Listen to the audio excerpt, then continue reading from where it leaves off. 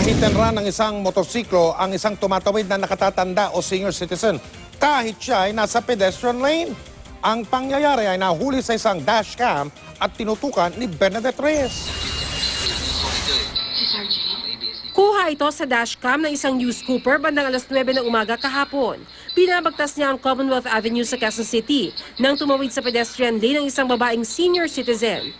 Maya-maya sumulpot sa kanang bahagi ng kanyang sasakyan ng isang motor, nag-swerve pakaliwa. Pero hindi na ito naiwasan ng patawid na si Corazon Coloso na papasok sana sa trabaho.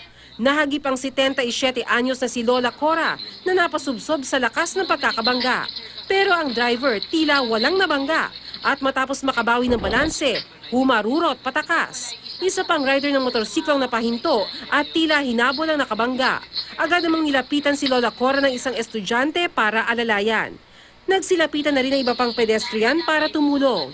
Hindi na napa-ospital si Lola Cora, pero dumadain ang pananakit ng dibdib at pamamaga ng katawan bukod pa sa tinamang mga sugat sa braso.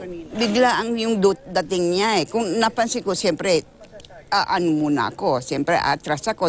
Yun ang isang nakakasakit ng kalooban dahil nakita na nga niya na mabuti kong bata pa ako eh. May edad na rin ako. Nakita niya na natumba na ako, nandun na ako nakadapa, hindi man siya tumigil na tulungan ako.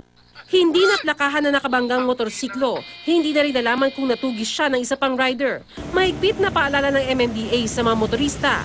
May pedestrian rule kasi tayo. Once na yung tao tumungtong sa pedestrian lane, making sure yung mga vehicle mag-i-stop or magme-menor para paunahin natin ang isang tumatawid. Bernadette Reyes, Nakatutok, 24 Oras.